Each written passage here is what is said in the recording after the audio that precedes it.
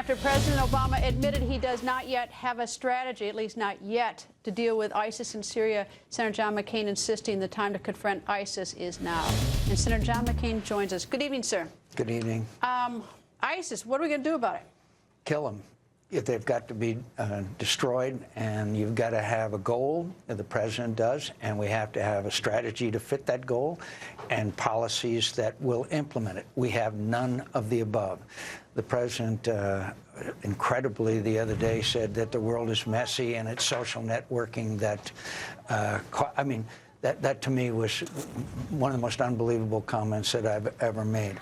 But first of all, we have to understand that ISIS has obliterated the boundary between Iraq and Syria. You've got to go after them in both places, and you can't do it with half measures, and you need to use full weight of American air power.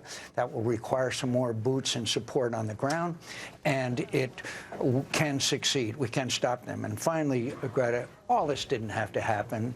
We could have left a force behind in Iraq that would have stabilized Iraq, and we are paying an incredible price for the president's leading from behind, whether it be in Iraq or Syria or Libya or a number of other countries in the Middle East. We are seeing the chickens coming home to roost. I want to throw a little more salt in the wound. If we'd also help finance the Free Syrian Army, the moderates, we might not have seen ISIS become so successful in Syria, because now, like a metastasis, they have spread into Iraq. Hillary Clinton has described already the meeting in the White House over 2 years ago. Everyone in the national security team recommended arming ISIS, and the president by himself turned it down. Just like by himself, he decided not to strike Syria after he said that they'd crossed the red line. There's no credibility. If the president and John Kerry keep talking about coalitions, how are you going to form coalition with people who do not trust you, who know you are totally unreliable? First, there has to be a restoration of American credibility.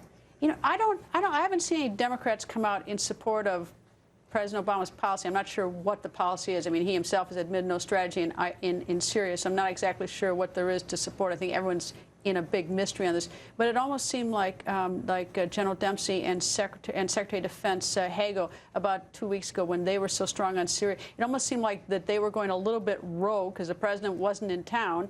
And then now they have dialed it back a little bit. They were reeled back in, and that's why the president gave the press conference that he did. Well, maybe some folks were a little bit out here too far. Look, 192,000 people slaughtered in Syria, and this world is a messy world?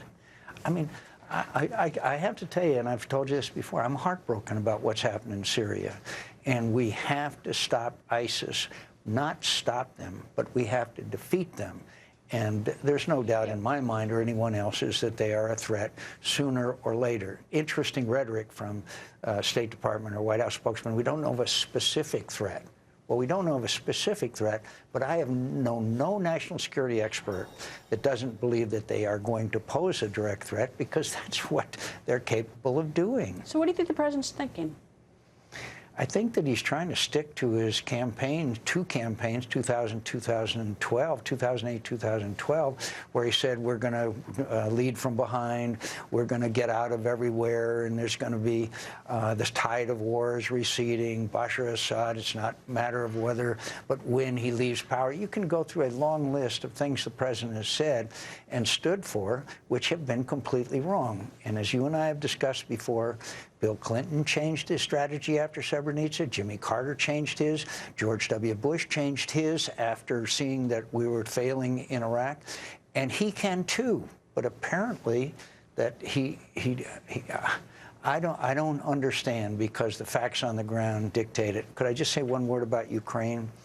If we do not help the Ukrainians, there's going to be a worse of a slaughter. There's going to be a land bridge to Crimea, and Moldova and the Baltic countries are going to be threatened incredibly. We will not give the Ukrainians sensitive intelligence information or supply them with weapons. Now the Germans may be. Well, I'm grateful for the Germans for the first time in a long time. Do you think he has a plan or a strategy, he's just not telling us? Or do you think he has no plan and he's winging it. There are plans that have been developed in the Pentagon and the CIA and the State Department. I know for a fact there's all kinds of plans out there. So just can't make a decision? Just like there were targets out there that they could have struck if he'd wanted to.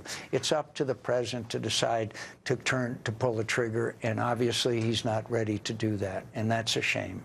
Senator, thank you, sir. Thank you.